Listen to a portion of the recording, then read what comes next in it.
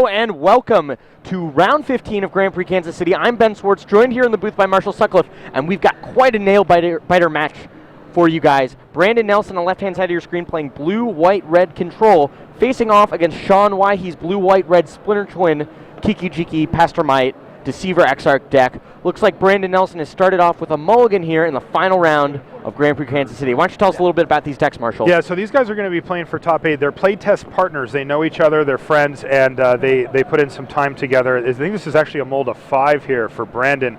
Now, Brandon is playing a true control deck. He's kept this 5-lander. It's an actual red, white, and blue, kill all your stuff, count on your stuff, control deck. On the other side is Sean Weihe, much different deck, same colors, but it's actually the evolution of a Splinter Twin deck that used to be, and still does exist in this form of just being blue-red, but now it has white added to it to give it a much more control feel as opposed to a pure combo deck feel, and it's looking to maneuver itself to A, be alive, and B, set up to hit its combo, which will create infinite attackers to kill Brandon Nelson with if all things go right for Sean Weihe. And play here has started a couple of lands for both players. Sean Weihe draws for his turn a Splinter Twin. Looks like he's got the combo, but like you were saying, it's not safe to just throw it out there for Sean Weihe. He's got to wait for the right moment. Yeah, Brandon Nelson has so many ways to interact with creatures in his deck. I see that in his hand right now he's got a Path and a Supreme Verdict. He's got 2 Supreme Verdicts and a Wrath in the main deck. He's also got an Ajani Vengeance in hand right now, but we know that Sean's deck can certainly play the control game pretty well, and Brandon Nelson is going to have to be careful never to leave an opening for Sean to hit the combo. Yeah. Brandon Nelson, for those that don't remember, back in 2011 was a U.S. national semifinalist, losing to Haibing Hu to be a member of the national team that year. Great to see him back at top level of competition. Playing for top 8 here from Kansas City, so this is going to be a tense match between 2 playtest partners here.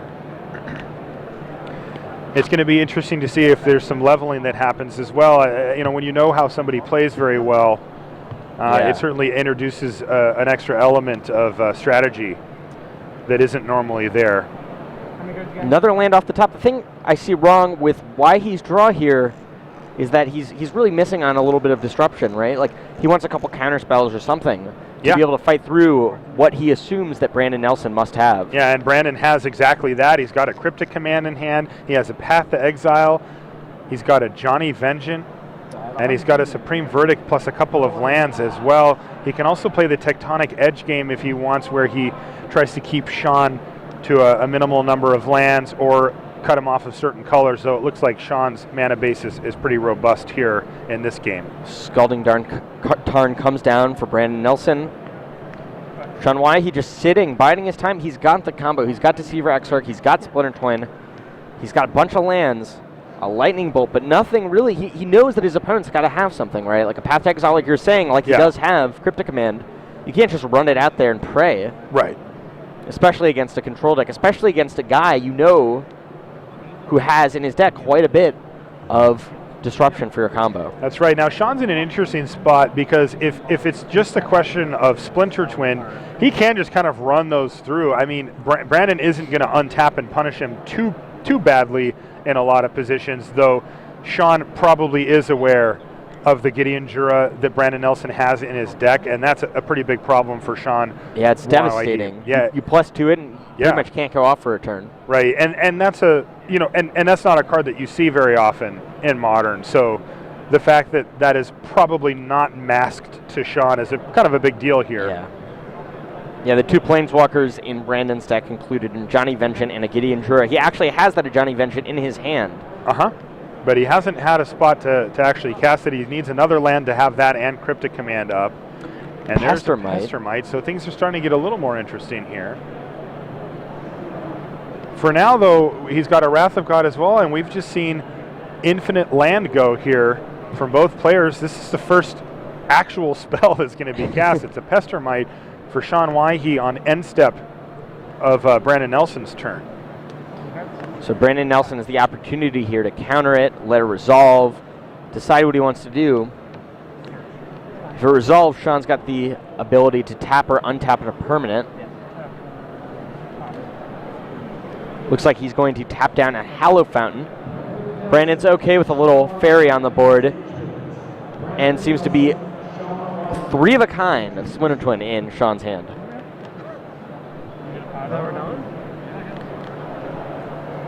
Sean is going to step away from the table for a second. I'm not actually sure where they went.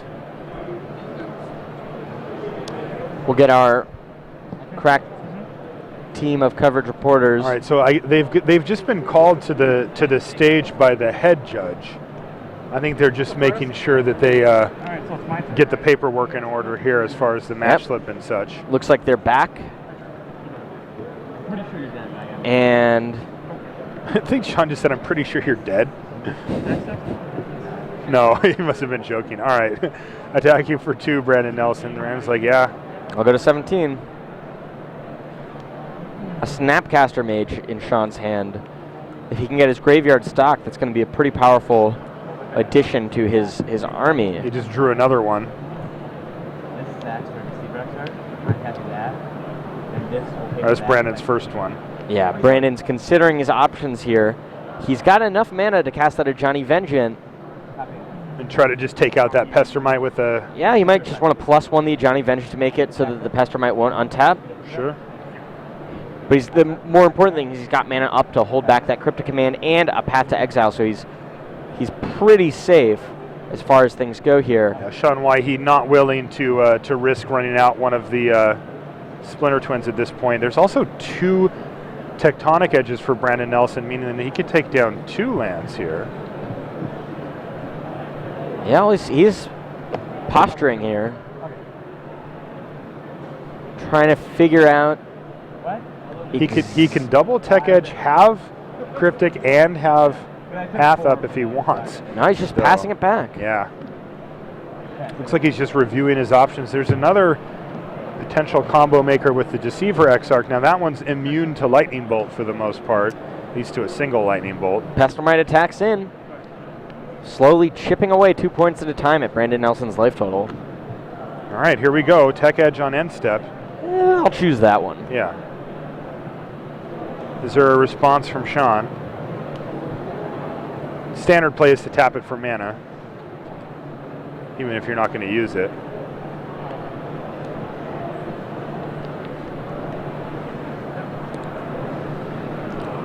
And that second Tech Edge takes out a Hallow Fountain. Electrolyze drawn off the top for Brandon Nelson. That's pretty big. Yeah, no land drop though for him this turn. That's not that big of a deal. I mean, No. Brandon Nelson can use an Electrolyze, and with Sean not on too many lands, he's in a little bit of trouble. I mean, and Brandon has taken Sean completely off of white mana here. Yep. Deceiver Exarch comes down at end of turn. Let's see if Brandon has a response here. He's going to tap down at Hallowed Fountain. I missed the land drop. Full grip of spells for Brandon Nelson.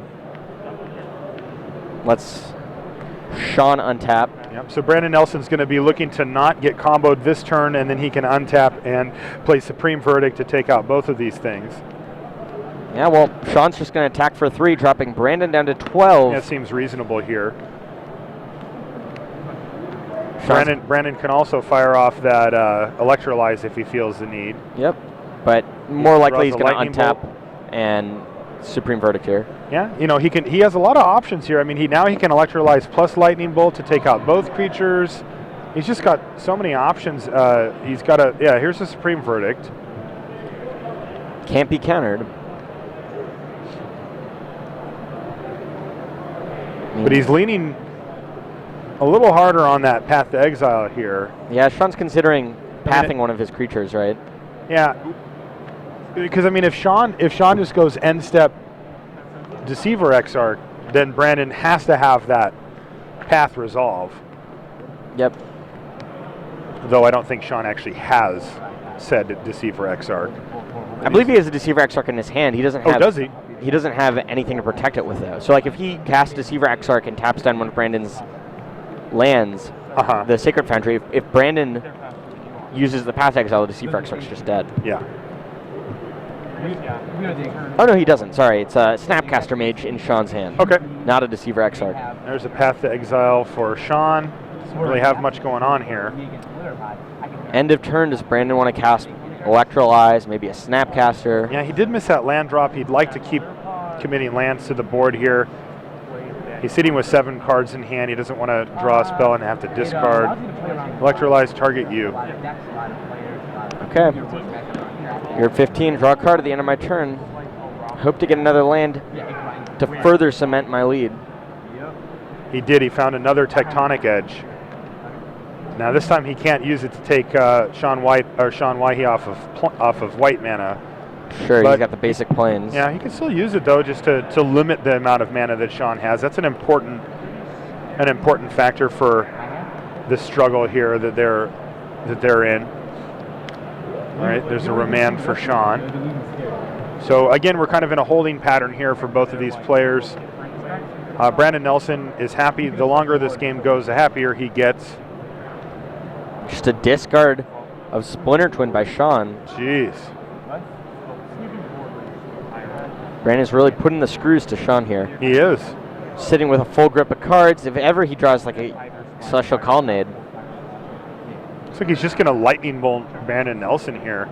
He could go for the Snapcaster Lightning Bolt plan here.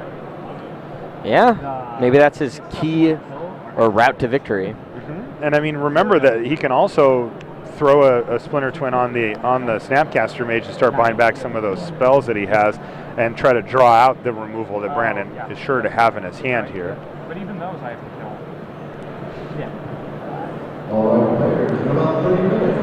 Okay, so Snapcaster. Is this going to be met by a Cryptic Command?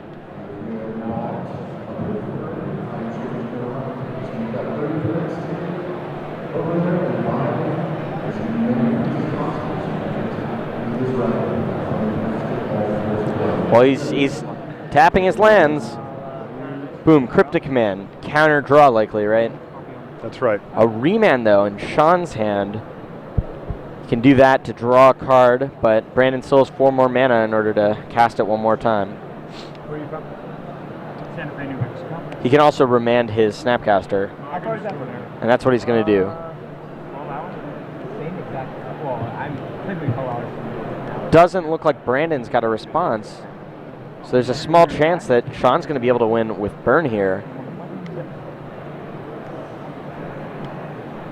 If he draws like a Lightning Helix or a Lightning Bolt off the top, it's going to be pretty good. Another remand there. Okay. More protection. How likely do you think it is that Brandon's going to slam down as a Johnny and just Lightning Helix here? I mean, it depends on what his other options are for the turn, but it's starting to get a lot more likely, especially since that Cryptic Command is now in the graveyard, and he doesn't have the incentive to leave up all that mana. Now Sphinx's Revelation off the top. That could be very good for him. Yeah, unfortunately for him, though, Sean does have a remand in hand. So a Johnny might be a better starting point here because he can cast that. If it gets remanded, he can recast it.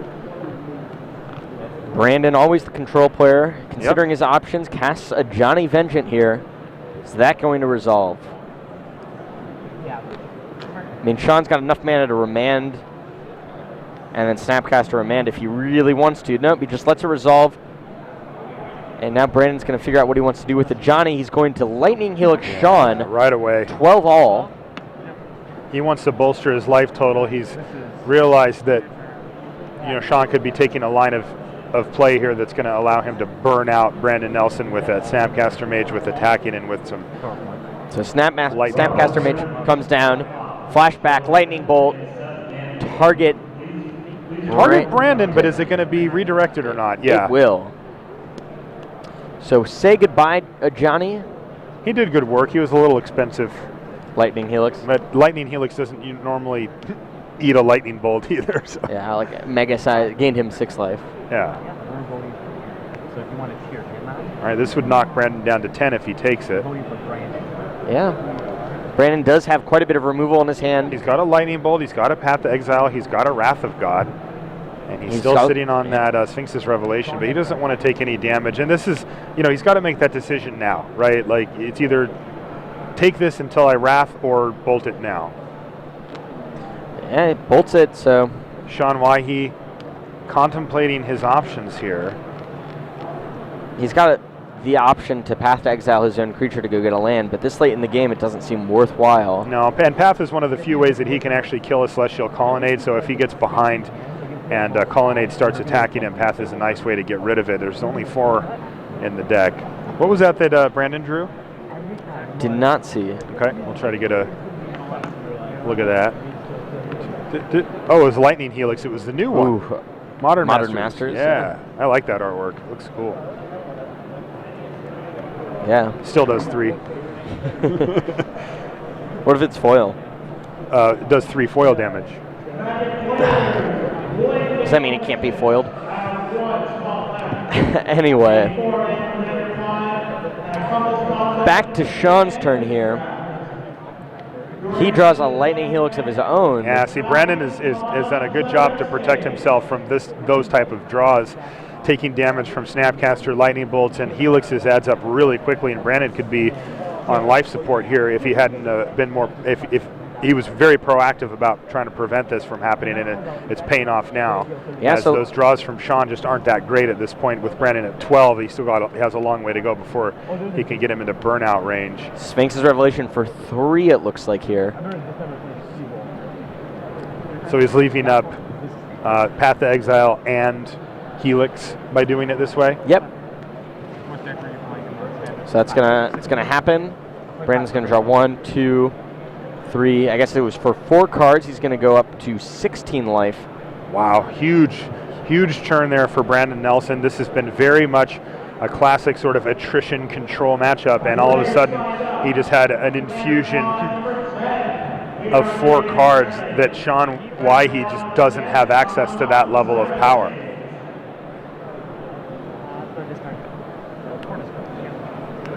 Lightning Helix and end of turn. I mean, that is so much less impressive than it would have been had Brandon not headed him off at the pass here with this line of play. But a spell snare drawn off the top for Brandon on that Sphinx's Revelation gives him the opportunity to pay 1 and counter the Lightning Helix. Brandon's in such a great spot here. He is. He's just deciding if he wants to burn the spell snare here or if he wants to save it for a remand later. And he's like, yeah, sure. Get it out of my hand. Wall of Omens off the top for Sean. It's going to allow him to dig through his deck a little bit. But yeah, pretty unexciting. I can't see what Sean could have here to go off if Brandon continues playing like he is, not letting Sean have an opening to cast like Kiki Chiki Pastermite. That's right. He's also got that Tectonic Edge hiding there that he's probably going to be looking to use here soon as well, just to make sure that Sean doesn't get too many manas. All right, here it is. Lightning Helix your face. Put you at 8. Yeah, that's from Brandon Nelson's side of the table, so there's a getting aggressive thunderstorm for sure. Lots of bolts of differing types, and there it is. Tectonic Edge to take down one of the lands for Sean Weihe. Crack a fetch land for Brandon, and he really looks to be in the driver's seat here. Goes to 18 from that fetch land. And let's go to Brandon's turn. It's pretty close to burning Sean Cryptic Weihe Command out. off the top. He's also got a mana leak in his hand too. Celestial Colonnade, but Sean Weihe's got a Lightning Bolt. Yeah, it just drops him to 15 though. This just doesn't seem like a viable path to victory at this point for Sean. I mean, he has nothing else to do with it, but I mean, you got to figure he's got to concentrate on making sure he doesn't die to that Celestial Colonnade. So any of his removal, he's going to want to start doubling up on that. All right, what does he have lined up here? Deceiver Exarch or Splinter Twin? Splinter Twin the wall for value. Mana leak. And see, he set that up perfectly with that Tectonic Edge the turn before. Any 4-mana spell there was going to be a mana leakable. I don't think Sean's too crushed about that though. No, I mean, he just knows that this is kind of the writing on the wall. Like, Wow. Snapcaster Mage for Lightning Helix is going to drop Sean Weihe down to 5. But it's going to get remanded. Nope. Cryptic Command, draw a card? What are we doing? Yep. Drawing a card. So Sean Weihe goes to 5. Brandon Nelson jumps right back up to 18. His life total is very safe from anything but a million. He's not going to get burned out of this game. He's still holding that Wrath of God as well. And I couldn't quite hear what Brandon said, but he said, "You're dead." Sean's seen enough. Oh, I heard what he said. He said, "I have path." So he had gotten Sean tapped out there. He can path the wall, attack with Snapcaster and the Colonnade, and that's the game. So Brandon Nelson beautifully maneuvers himself there to take down that game. Let's take a look at this deck. Now, you see a Geist Saint Trap. That's not the type of deck we're seeing. We have it as mid-range and control. This is very much the control side of things for Brandon Nelson. Very patriotic deck. It is. He named it America. America, yeah. July 4th weekend over here. Yep. And on the other side of the table, same colors, much different approach.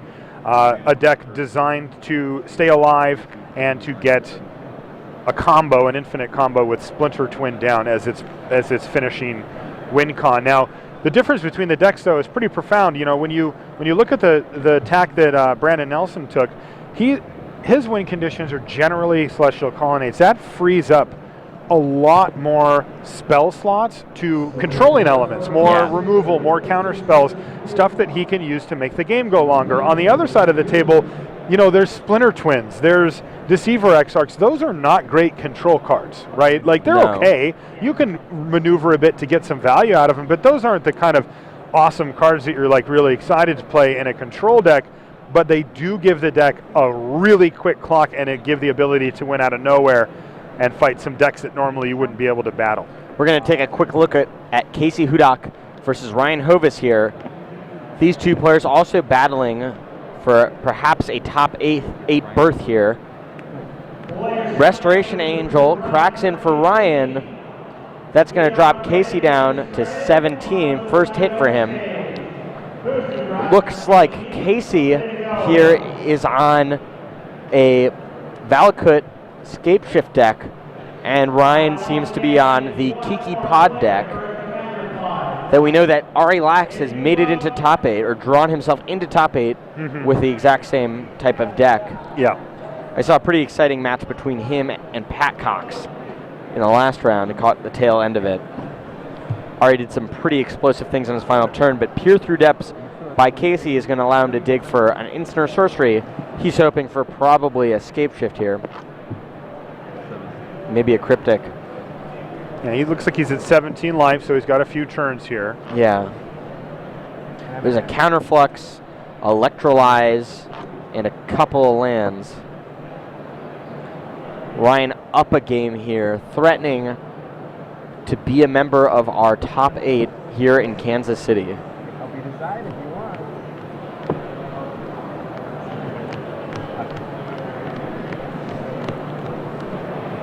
Tough decision here for Casey. Yeah. Looking at the 5 cards off of that Peer Through Depths, and he doesn't know what to take, it looks like.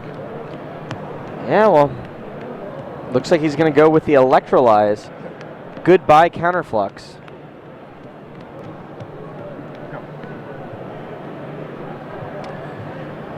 And that was on his turn. He didn't want to give an extra trigger to Voice of Resurgence. It looks like it's already had one, huh? Yeah. You see that Blastoise?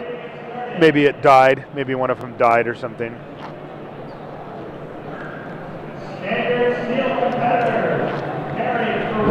Okay, what is Ryan planning on doing here?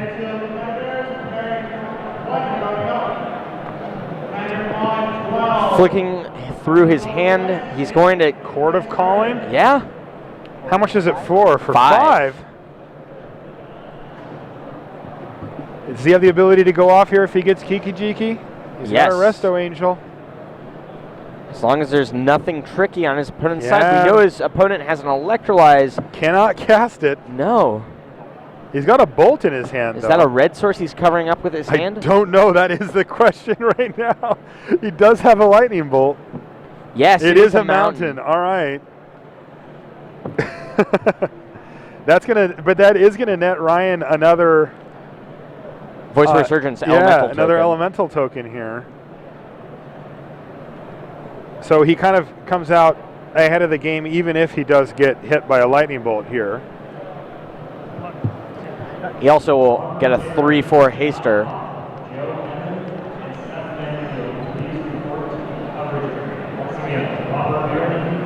So let's see how this plays out here. So he's going to go to target the Restoration Angel, right? Yes. And then in response, Casey's going to bolt that Kiki Jiki. Kiki. Oh! He's going to try to make a copy of Voice of Resurgence. Interesting play over here. Now, will he get the elemental token when it leaves? Is it exiled? Does it hit the graveyard? I believe it says. Let's check. It does die, and he does get it. Okay. Thank you, Rashad. Yeah, sacrifice at the beginning of next end step. It goes to the graveyard and then immediately gets exiled because it's a token. But still that hits does the graveyard. That does require the dies. Satisfies the dies requirement. Yes. So he's just looking to value him out here. And Casey's in a super awkward spot because he wants to kill Kiki Jiki, but he can't do it now. Yeah, right? I mean, he could wait. You just have to wait till his turn. It's fine if he waits, right? He's only Yeah. facing down 2 damage. Yeah, it doesn't change anything, except for that he doesn't get the chance to use the mana he has to use it on his turn.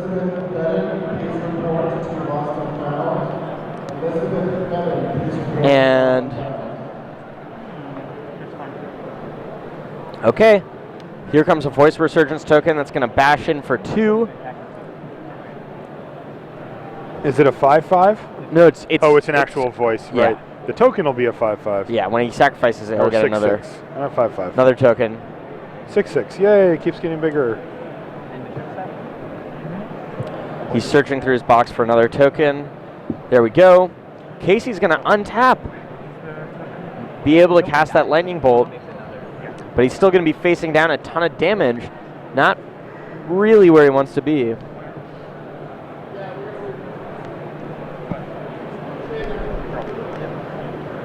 Let's see what happens over here.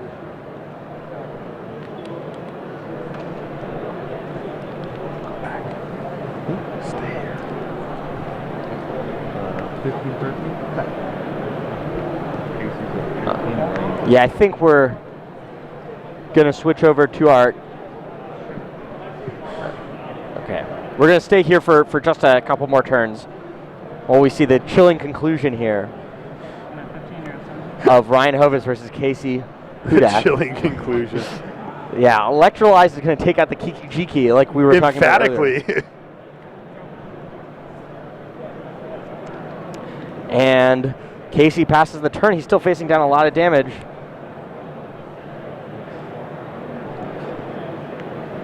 He draws his card for the turn.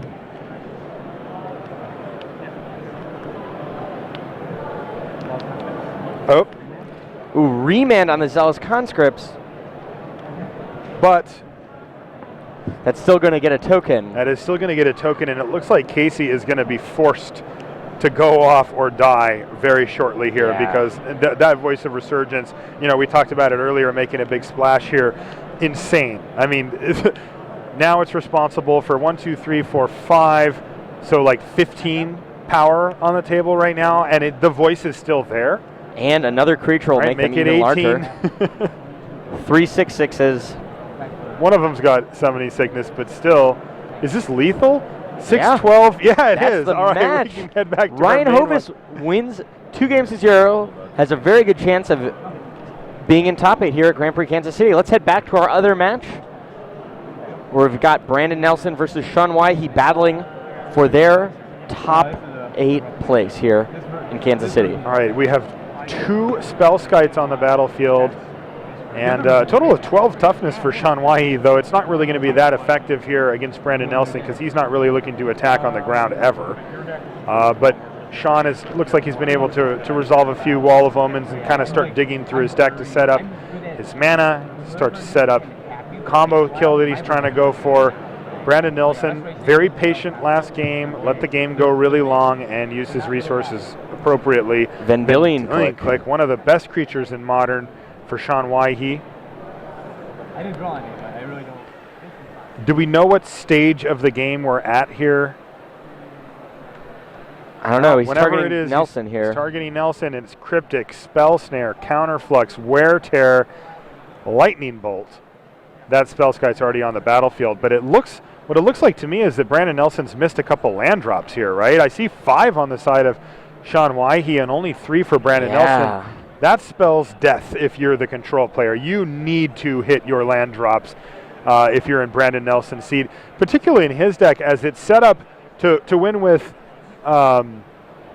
Celestial Colonnade, which requires a lot of lands, and also runs cards like Tectonic Edge, which trim down your land as well, and Sphinx's Revelation, which also requires a lot of land. So missing land drops for Brandon is just really bad.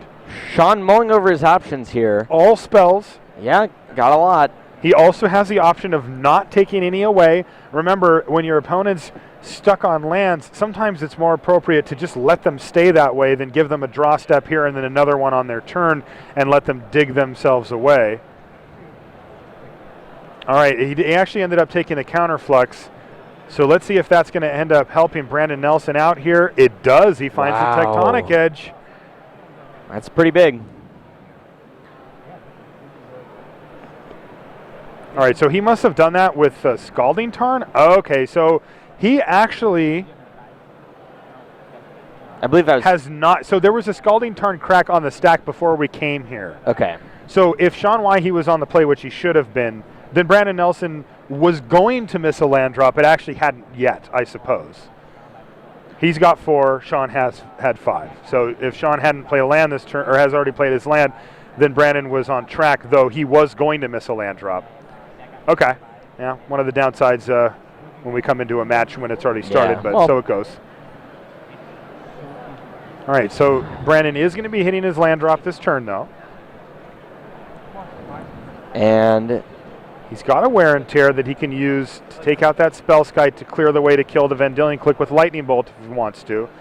He does not want to start taking damage. He knows that Sean's deck is capable of piling on a bunch of direct damage through Lightning Bolts and Lightning Helixes and the like. okay. Wear takes out Spellskite.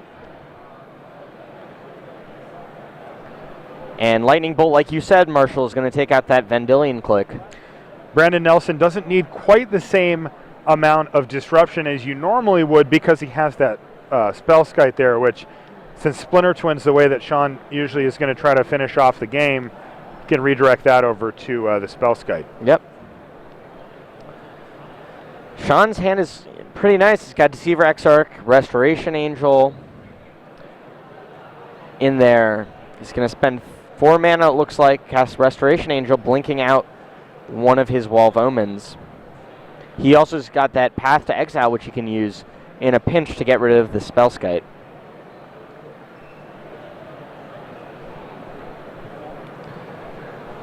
So that's going to... Restoration Angel is going to target the Wall of Omens to get Sean another card through his deck. He draws another Spellskite. Oh, there's a Gideon Jura. Wow. That's an interesting one. Sean Weihe is representing mainly Remand is what we've seen so far, and Brandon doesn't want to just tap out, get remanded, and then just die the next turn, so he's not going to bother casting at this point. Again, he's in a pretty safe position thanks to the Spellskite here, but Spellskites die. There's Path to Exiles that Sean can have to kill it. He's also in red. He might have brought in some type of artifact destruction of some sort. Head back to Sean's turn. Brandon's got 5 mana up. Plains off the top for Sean. A couple of colonnades there for Sean Weihe as well. And Plains comes down. Is he going to get in for 3 here? Looks like Sean's deck is doing a pretty good impression of Brandon's at this point. Multiple colonnades on the table, 3 of them in fact. Okay, Path to Exile takes out the Restoration Angel. You see Brandon Nelson has done a good job in both games so far of really protecting his life total. even though he's playing up against a deck that can potentially combo out, he does not want to let Sean just start beating him down with Vendilion Clicks and Restoration Angels and let his life total get low enough where the combo doesn't matter anymore. I mean, is there a chance that Sean removes some pieces of the combo from this? Like, how important is it for him to still have those in the deck at this point? I mean, it's a good question. The real question to ask is, do you think that his deck could be a better blue-white-red control deck? I don't think so. No, it can't. Maybe it could be like a blue-white-red aggro deck by adding Vendilion Clicks. Mm-hmm. But he only has 2 Vendilion Clicks in the board. It seems unlikely that he'd board out his combo. It seems unlikely that he'd be able to win. And here we have got a gutsy move by Brandon Nelson. He's slamming the Gideon Jura out there, hoping that Sean Weihe doesn't have a counterspell and a removal spell for the Spellskite, and perhaps another counterspell for the Path to Exile Brandon is representing. That's right. We know that Sean has none of those things. Yeah, he does have the path. Just the path. Yeah. Yeah, but he doesn't have the 2 necessary counterspells. pieces. Yeah. Or Splinter Twin. All right, so Gideon immediately up to 8. Everybody must attack Gideon that is able to. And Sean's going to use the Path to Exile to take out Spellskite. Brandon does not have a Path to Exile here. No. So if Sean can draw a Kiki Jiki, it looks like he's got just enough mana to be able to take out that Gideon this turn and have a chance of taking it out the following turn, or taking Brandon out the following turn. Now, what if he draws a Splinter Twin here? Do you think he goes for it, even though Brandon's clearly representing Path to Exile here? I don't know. Well, he's playing the Deceiver Exarch at end of turn. Yeah, we'll see if he draws it. I'm just curious. Taps down. All right, so there goes that problem. Answer that question quickly. And all right. Just a Hallowed Fountain off the top. That's the bricks. not going to do it. And that Deceiver Exarch must attack Gideon here, which means that the next turn, Gideon, while he's going to be at 7, can -2 and kill the Deceiver Exarch. Well, it looks like Sean's going to fire up a Celestial Colonnade here. That'll drop Gideon down to 3. And it still has that option, so Brandon's going to have to decide which one he'd rather do. Kill the Deceiver Exarch or fog for another turn. Yeah, if he fogs for another turn, then Gideon will die the next turn, assuming that Brandon doesn't decide to interact. Though we do know Brandon's I believe he's got a Cryptic Command in his hand. And if that's the case, he can use that to fog and keep Gideon alive and kind of keep that going too. Okay, well, so he's got some options here for sure. Spellskite comes down for Sean. Gives him a little extra protection. Unfortunately, though, he can't redirect the Gideon ability. It's not going to be a legal target.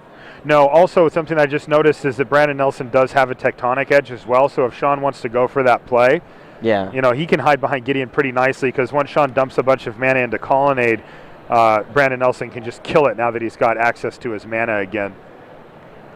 So Brandon Nelson looking to be in a pretty good spot. A lot of times the game comes down to the person with the Planeswalker. and only one of these players' decks has a Planeswalker. Yeah, and he did actually just go ahead and take out the Spellskite, or excuse me, the Deceiver Exarch. And like you said, Spellskite was not able to redirect that, as can only target tap creature. So Brandon Nelson hiding behind Gideon Jura at 1, but he's got a Tectonic Edge to take out a potential Celestial Colonnade. And on top of it, he's got a Cryptic Command. Okay, well, Celestial Colonnade will get fired up. Almost definitely get Tectonic Edged out. There it is. And of course, Celestial Colonnade, very expensive to activate. Now he's got another one. Yeah, and he's got 2 more. He's got 2 more, and that would do it next turn. So Brandon's really going to have to decide now. What he can do as well is activate his own Colonnade and just trade them off. Or he can just start getting in there, right? He can attack in for 4 now, firing up his Colonnade. He knows that he can't lose on this turn because he's +2 Gideon. And that would drop Sean down to 7 life. That is true. He has... Think if it was a 2-turn clock, he could get away with it. Oh, there's another Tectonic Edge, though. Okay. So he can do it both here. He can activate, attack for 4, which is what he's doing, drop him down to 7. Since Colonnade has Vigilance, it's still going to be used as a land. He's got a Spell Snare and an active Tech Edge. And again, I love the way that Brandon Nelson has positioned himself in this game.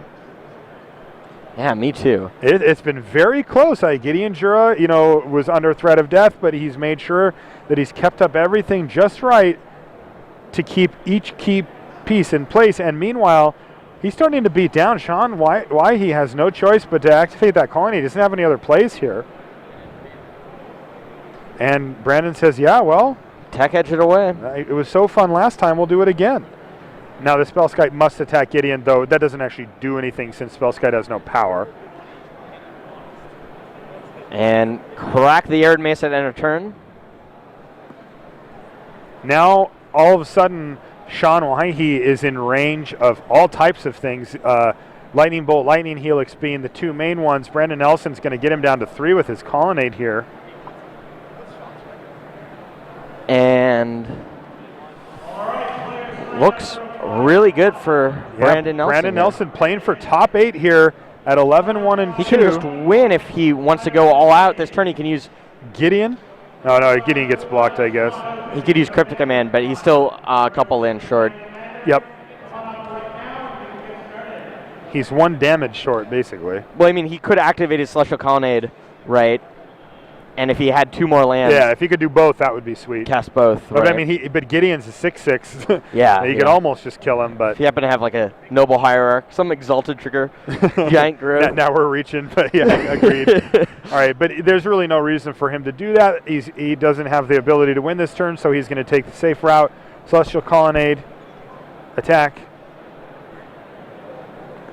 +2 Gideon, threaten lethal on the following turn.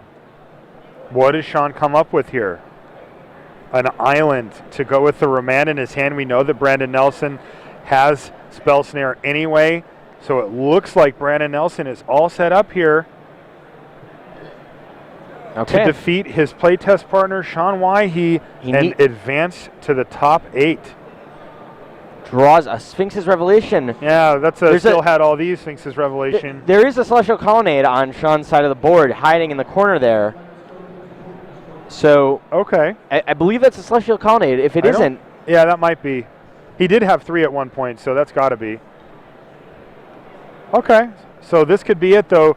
Cryptic Command, and he's going to have a backup plan here with the Spell Snare, and this could absolutely do it. But again, Brandon Nelson's going to be patient. He has a lockdown on the board and another Celestial Colonnade going. That was the last one for Sean. He is going to give him a draw step. It was a Deceiver Exarch. Okay. Still got a chance this game. And he says go. Brandon Nelson draw step. Now he's going to activate that. Snapcaster Mage, right? I couldn't quite see. If that's the case, he has a Lightning Bolt in his yard. Yeah. But he cannot do Snapcaster Mage, Lightning Bolt, and still have access. Now this could get a little scary here, although Gideon Jura is providing a nice shield from death here. For at least 1 turn, which is really all that Brandon needs with that Snapcaster Lightning Bolt. All right, passes the turn back. So right now, and he even drew Splinter Twin here too. Well, but it's unfortunately not enough at the moment to actually kill Brandon Nelson. Brandon says, okay. Now, he can kill Gideon by making a million of these things, leave that thing untapped, and then use it to tap down the Celestial Colonnade, right? Yeah. But he doesn't know that Brandon has Snapcaster Bolt. And Spell Snare backup, so this is very likely going to lead Brandon Nelson to just take that line. Well, Brandon's thinking here. What is he thinking about? I don't know. Gideon has to die here, right? Like, there's nothing that can be done about it. If he's taking a million, he's probably going to die, yeah.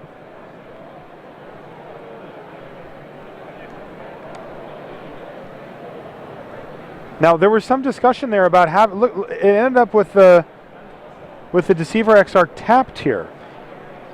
Is that a must? Does that have to happen in order for this to go? But, can he not end it? No, he can't. Untapped? Right, because he has to attack with all creatures if able. Right. So no matter what, he can't. So now Brandon Nelson's in an interesting spot because he has a couple of ways that he can go about winning. He can activate Colonnade and hope that Sean doesn't have a path to exile, which he doesn't, but he doesn't know that. But he can just Snapcaster Lightning Bolt. Or he can Snapcaster Lightning Bolt. He's got Counterflux backup. Like, It's got to be the best play That's here. got to be it. Does he have counterflux? He has counterflux and spell snare backup. So, oh wow. Okay. And that's it. Brandon Nelson defeats Wow. Sean Weihe 2-0 with a good chance of advancing to the top 8 here at Grand Prix Kansas City. Great match to watch. Wow, that was fantastic.